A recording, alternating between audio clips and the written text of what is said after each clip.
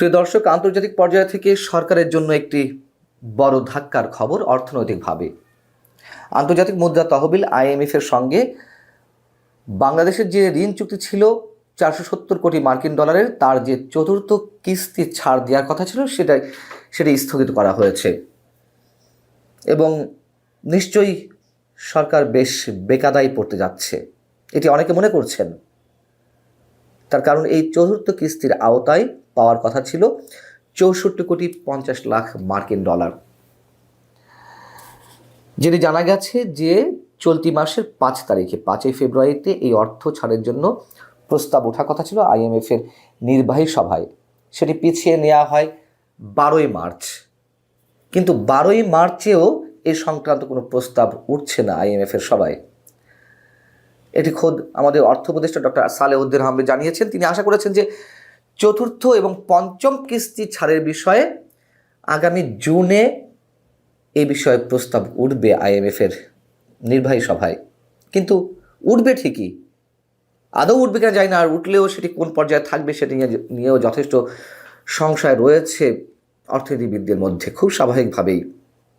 তবে একটা মজার কথা বলেছেন অর্থ উপদেষ্টা ডক্টর সালেউদ্দিন আহমেদ গণমাধ্যমের সামনে। তিনি বলছেন যে আপনারা হয়তো ভাবছেন যে আমরা ভিক্ষা করে টাকা নিয়ে আসি, আসলে অনেক শর্ত মেনে এবং আমাদের নিজস্ব তাগিদ থেকেই এই অর্থ নিয়ে আসতে হয়। কিন্তু এর জন্য যে সব ধরনের শর্ত, তারা যে কঠিন কঠিন শর্ত দিয়ে থাকে, সেগুলো যে মানতেই হবে এমন কোনো কথা নয়।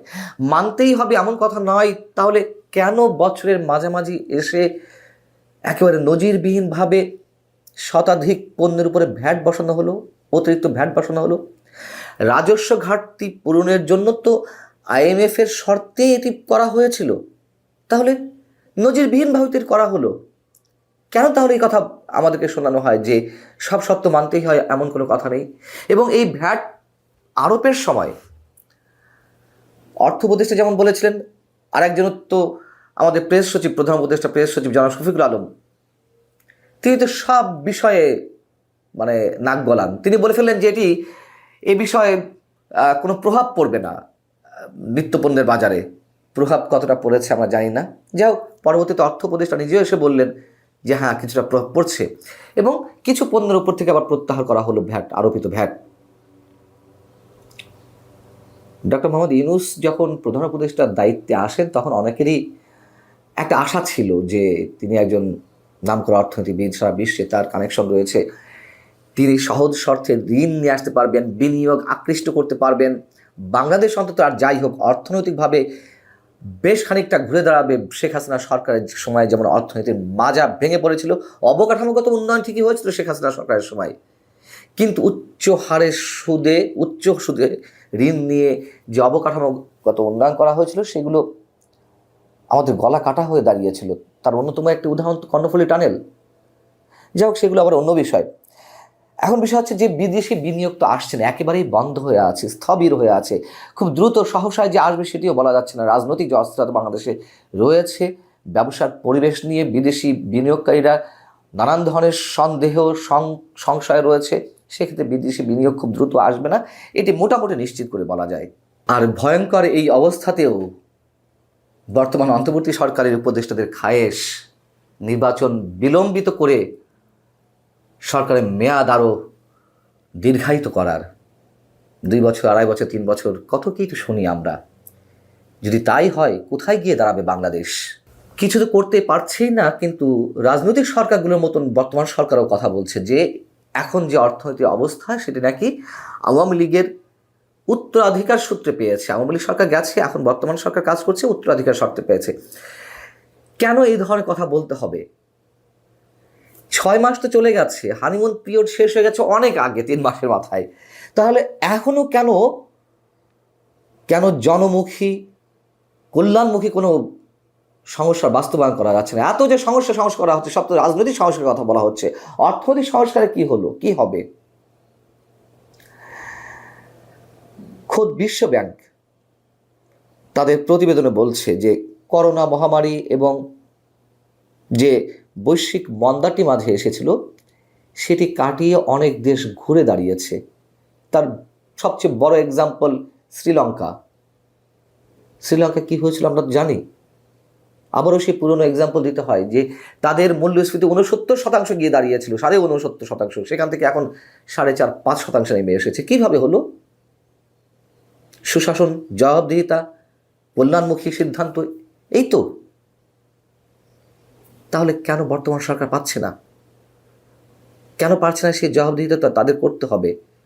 শুধু বললেই তো হবে না যে উত্তরাধিকার সূত্রে আমরা এই পাপ টানছি। বিশ্বব্যাংক তাদের যে গ্লোবাল ইকোনমিক প্রসপেক্টাস জানুয়ারি 2025 শীর্ষ যে প্রতিবেদন, সেখানে বলছে, তারা পূর্বাভাস দিয়েছে যে চলতি অর্থ বছরে বাংলাদেশের অর্থনৈতিক সংকট আরও ভয়াবহ আকার ধারণ করবে, সংকটময় অবস্থায় পৌঁছাবে এবং আগামীতে সংকট আরও বেশি হবে। অর্থনৈতিক মন্দার কারণে রাজস্ব আদায়ে ঘাটতি হচ্ছে, এ কারণে বাজেট বাস্তবায়ন কঠিন হয়ে যাচ্ছে। বিশ্বব্যাংক আরও বলছে যে গ্রামীণ অর্থনীতি দুর্বল হওয়ায় দরিদ্র জনগোষ্ঠী তারা আরও বেশি সংকটে পড়ছে। প্রবৃদ্ধি 4.1% নেমে আসতে পারে, বিশ্বব্যাংকের পূর্বাভাস।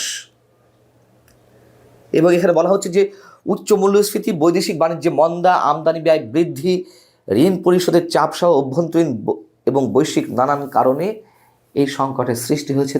তার মধ্যে অন্যতম হচ্ছে সরকার সময় উপযোগী সিদ্ধান্তগুলো নিতে পারছে না, বা নিলেও বাস্তবায়ন করতে পারছে না। যেমন ছোট্ট একটা এক্সাম্পল, আমরা হয়তো এই যে অর্থনৈতিক মন্দা, উচ্চ মূল্যস্ফীতি, এত কোটি কোটি শব্দ আমরা সবাই বুঝবো না, কিন্তু চাঁদাবাজি তো হচ্ছে, চাঁদাবাজির কারণে মূল্যস্ফীতির তো প্রভাব ফেলছে, এটা খুব সহজ কথা।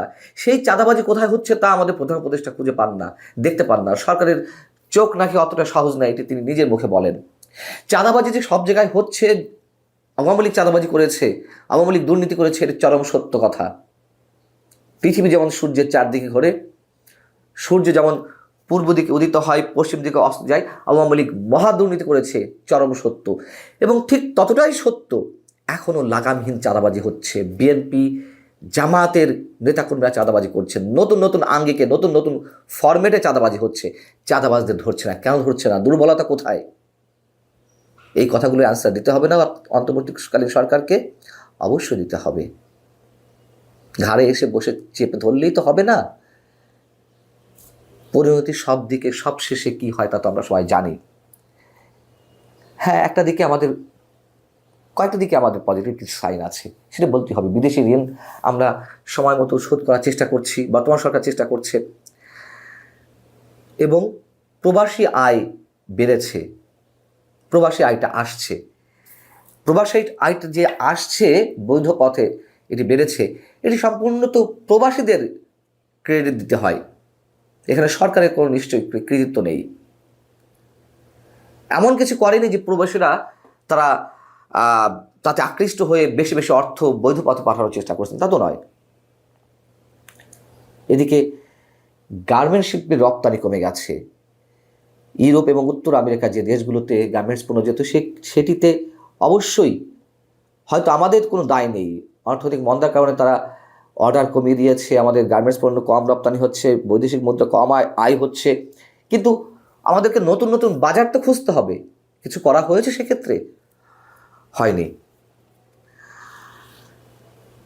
আর এই যে মূল্যস্ফীতির কারণে মানুষের ক্রয় ক্ষমতা কমে গেছে। মানুষ যা বাজার করত, যা কেনাকাটা করত, সেখান থেকে কাটছাট করছে, এবং তার অন্যান্য শখ বা ইচ্ছার জায়গা থেকে যেসব জীবন ধারণের জন্য যেসব জিনিস অতিরিক্ত কেনাকাটা করতো, নিশ্চয়ই সেগুলোও কমে গেছে। অর্থাৎ সার্বিক দিক থেকে অর্থনীতি একটা ভয়ঙ্কর চাপের মুখে রয়েছে, এবং যে ধাক্কাটি এলো সেটি সামলাতে নিশ্চয়ই বেগ পেতে হবে সরকারকে, এটি আমাদের আশঙ্কা। আল্লাহ হাফিজ, ভালো থাকুন সবাই।